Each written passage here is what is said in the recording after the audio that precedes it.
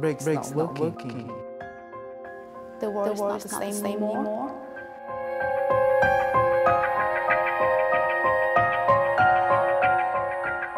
I was come back from church. My family were in the car with me. Some of my brother-in-law's children, and they graduate from college and high school. They had graduation at the church, and we went there and celebrate there. Then after that, I think at about 4:30 something, we came back home. When I visited from the I-94 to the Snelling, and I saw many cars in front of me. I also saw a red light. Then I took my foot off the gas and put on the brake. But you know, when I put, nothing happened. Then I put again. Then I yelled to my family, and brakes not working. Police came and he asked me what happened, and I told him brakes not working, that's why we have accident. So I tried everything I could to stop the car, but the brake just it's not working. I feel like, oh my gosh, we hit other cars, and the people just running. People were running, and like everything just like go crazy.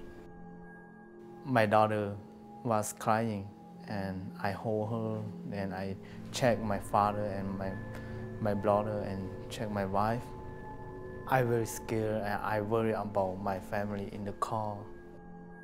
My brother, he was unconscious at the moment. Police came, then I asked him, anyone is okay? And he said, no, somebody died.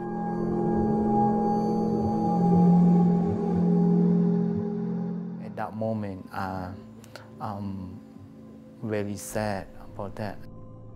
I didn't mean to hurt other people. When I think about that, I feel sad, and I feel very bad about the accident. It's just something that is like a life change event for me and everyone involved. I was so scared, and I just feel like the world is not the same anymore.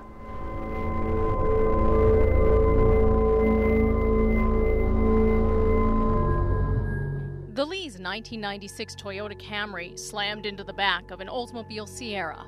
3 people in that vehicle lost their lives, but they were not the only victims. This accident suddenly thrust the Lee family into a legal plight and sent this father of 3, with a new baby on the way, behind bars. A jury convicted Koua Fong Lee, and the judge sentenced him to 8 years in prison. When they took me away from my family, I thought about how they will survive for 8 years. Lee was serving time at Lino Lakes Prison when his wife gave birth to their new daughter, Angel. Then I decided that I never name her Angel, because I hope that she will give me the strength. As Lee served his sentence, Brent Schaefer, an attorney hired by the family after the conviction, reviewed the court transcript and was astonished to discover so many things that were not as they should have been. Expert testimony that was simply wrong, defense counsel that did not do its job. And then came the chance to revive the case in January 2010, the massive recall of Toyotas for unintended acceleration. Other drivers started coming forward, potentially strengthening Lee's case. We were racing against time, you know, from a guy who's got a family, a child who was born while he was in prison. One was only less than a year old when he went to prison.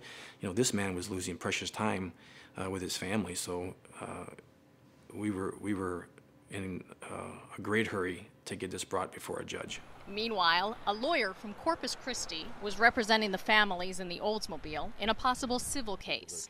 Bob Hilliard, founding partner of Hilliard Munoz Gonzalez and a renowned attorney against auto manufacturers, also reviewed the Lee trial transcript.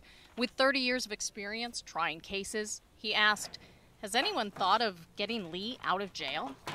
My feeling was that Koua never had his day in court. I thought that this was a bully verdict. I thought that there was clearly a chance for him to not have even been convicted, and that chance had been lost early on, and then it was lost again and again and again.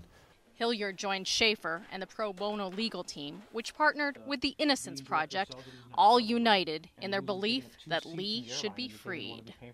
It was hard to stay in Texas when I started to feel the passion necessary to do everything that I could to help him. The two lawyers went to see Lee together at Lino Lakes Prison. You know exactly when you meet Koua that what he actually just illuminates the injustice that was done here. The first thing he did was he gave me a hug, and I'm very comfortable with that, so I hugged him back and we started to talk, and my impressions of him was he has a deep, deep peacefulness about him, kind of like a shaman. When I first met him and we had conversation together, and he said he know that he the bird, not the gas. I feel like he believed me, and every time I talk to him, it seems like he understands more, you know. I feel very connected to him. The way he talked to me, the way he treated me. He doesn't treat me like a lawyer talk to a client, so I feel very comfortable talking to him. This man from Texas, a father of 6, including a newborn, related immediately to Lee, the family man in his orange jumpsuit, who also had a new baby girl. The legal team knew there was no guarantee a judge was going to grant a new trial, even with new evidence, but they were propelled by their belief in Lee. From the very beginning, it was a tightrope without a net. I knew that I'd made a choice to be very high up on that tightrope, and if we weren't successful, the fall was going to hurt. When Hilliard and Schaefer re-examined Lee's car, they discovered that witnesses had introduced major errors in the original trial. Thanks to this new legal team, Lee was finally granted a new chance to clear his name. Hilliard and his team exposed the mistakes that put this innocent man behind bars. And I think Bob, in the courtroom, when he stands up, you can guarantee he's going to deliver. The trial had gone well. The evidence had come in very favorable to us. I thought that the truth was ringing clear and loud, and I had a sense that the judge was going to do what she ultimately did. As the judge read her decision, Hilliard held Lee's arm. It was clear to me from the words she was choosing and the direction that she was going that she was going to grant our motion, and Koua was going to spend this night, that night, at home. So I wrote a note to him. And Bob also wrote a note to me, "You are free." But the county attorney announced that she would not seek a new trial. This was over, and finally, after nearly 3 years in prison, Lee was free for good. It was incredible.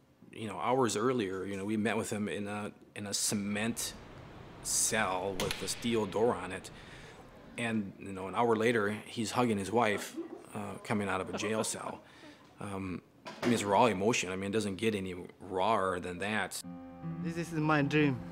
I have been about 3 years. I miss them. Every night I slept in this little room or the cell. I think about this day. My dream come true. Koua has changed me as a man and as an attorney, and it's a combination, I guess. I didn't need Koua's case as a man or as an attorney, but now I can't imagine not having it. because it has defined me in the short months that I have been fortunate enough to help him. I could practice law for 30 more years, and this would still be my moment. I would like to say thank you, Bob, to help free me and go back to my family and go back to my children. We will keep in mind forever. It's a big, big gift from you, and I will tell my children that you are my hero. You help us.